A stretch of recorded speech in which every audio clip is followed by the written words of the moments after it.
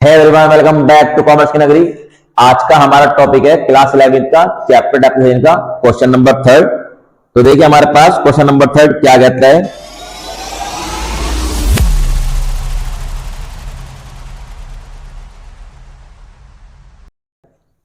सबसे पहले हम यहां लिखेंगे क्वेश्चन नंबर थर्ड, हमें बनाना है एक मशीन अकाउंट। तो यहां पे लिखेंगे मशीन अकाउंट, परफॉर्मा बनाएंगे, डेट,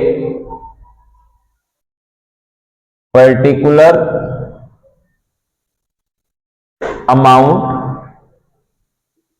ये हमारी debit side, date, particular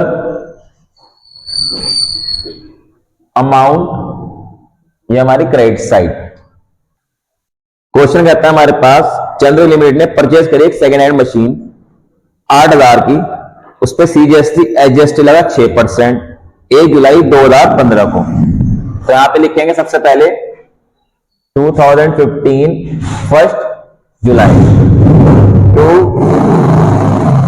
bank account. 8,000 की मशीनरी है हमारे पास। जब हम मशीनरी अकाउंट बनाएंगे तो सीजीएसटी एचजीएसटी का हमें यहां से कोई मतलब नहीं है, कुछ लेना देना नहीं है, तो हम यहाँ पे सीजीएसटी एचजीएसटी नहीं ऐड करेंगे। उसके ऊपर खर्चा हुआ हमारे पास 3500 का, जो ओवरऑलिंग और इंस्टॉलेशन है। ओवरऑल एंड इंस्टॉलेशन का मतलब कि उसको उठा के लाना और फिट कराना, सेट कराना। उसके बाद ये कहते हैं उस पर 10% का डेप लेगा ओरिजिनल कॉस्ट के ऊपर। हम अपना अकाउंट बंद करते हैं 31 मार्च को। तो सबसे पहले इसे ऐड करके यहां डाल देंगे 11,500 की टोटल मशीनरी है मेरे पास। मैं अपना अकाउंट 31 मार्च को क्लोज करता हूं। तो अगर 1 जुलाई 2015 को मैंने एक मशीनरी खरीदी तो मैं अपना अकाउंट 31 मार्च को बंद करूंगा, तो इसका इफेक्ट पड़ेगा 2016 में। यहां पे लिखूंगा 31 मार्च और इस पर डेप लगाऊंगा बाय डेप्रिसिएशन अकाउंट। अब डेप्रिसिएशन कितना लगेगा? 10% लगेगा। लेकिन हमारे पास इस साल में मशीनरी 9 मंथ रहेगी, जुलाई से लेके 31 मार्च तक बैठता है हमारे पास 9 मंथ। तो हम 9 मंथ का डेप लगाएंगे। तो डेप कैसे निकाल लेंगे? 11,500 का 10% हमारे पास 9 मंथ का डेप लगाएंगे तो ये आएगा हमारे पास 3450 और 4 से डिवाइड कर देंगे, आ जाएगा हमारे पास 862.5। अब आप इच्छा 862 ले लेंगे या 863 ले लेंगे, 0.5 को आप इग्नोर करके चलेंगे। तो मैं ले लेते हैं 863। तो मेरे पास इस साल जो डेप लगा 9 मंथ का वो लगा 863। अब यहां पे बैलेंस निकाल देंगे। यहां लिखेंगे बाय बैलेंस कैरिड डाउन, 11,500 में से माइनस करेंगे 863, तो हमारे पास आ जाएगा 10,637 और इस अकाउंट को क्लोज कर देंगे। एक साल हमारे पास पूरा हो गया। और जब आप इसे क्लोज करेंगे तो लास्ट में 2 लाइनें खींचेंगे, अपना पहला साल हमारा कंप्लीट। पेपर के अंदर ये क्वेश्चन अगर 6 मार्क्स का आता है तो आपको 2 मार्क्स मिल जाएंगे 1 साल के बनाने के लिए।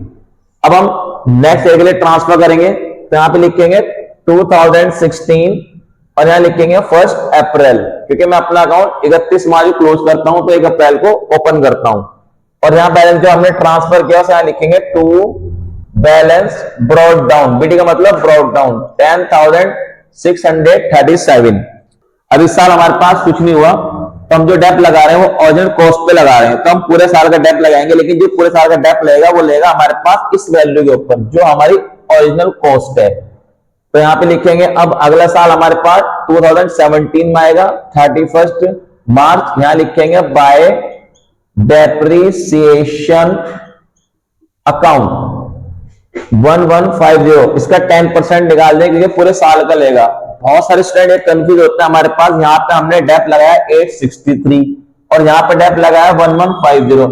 हमारे पास इस साल जो हमने मशीनरी परचेज की थी वो 1 जुलाई को की थी और मैं अपना अकाउंट 31 मार्च को बंद करता हूं, तो पहले साल मेरे पास ये मशीनरी 9 मंथ रही, तो पहले साल मेरे पास 9 मंथ का डेप लगा तो इसलिए आया 863। लेकिन इस साल ये मशीनरी पूरे साल मेरे पास रही है तो पूरे साल का डेप लगा 1150। अब इसका फिर बैलेंस निकाल देंगे क्योंकि हमारे पास और कोई इंफॉर्मेशन नहीं है, तो लिखेंगे बाय बैलेंस कैरिड डाउन।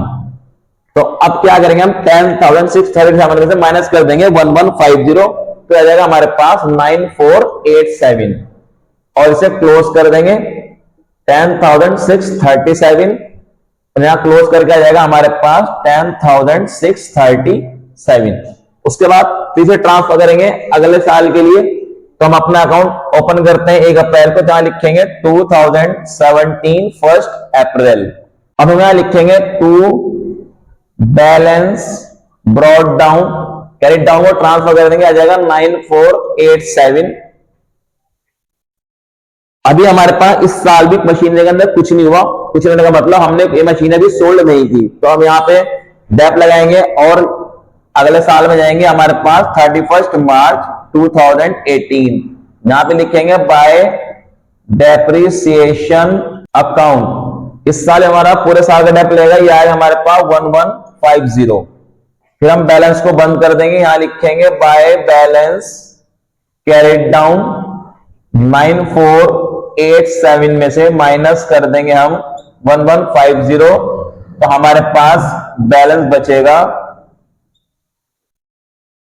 8337।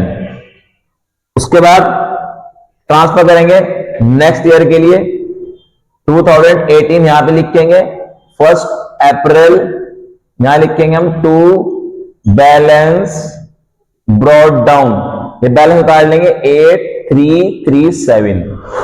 अभी कहता है हमारे पास 30 सितंबर 2018 30 सितंबर 2018 को हमने मशीनरी सोल्ड कर दी। सोल्ड क्यों करी, हमें इससे कोई मतलब नहीं होता, सोल्ड कर दी हमने 6500 की, तो यहां पे लिखेंगे 2018 में हमारे पास 30 सितंबर इसी साल के अंदर आएगा, तो यहां पे लिखेंगे 2018 30 सितंबर बाय डेप्रिसिएशन अकाउंट।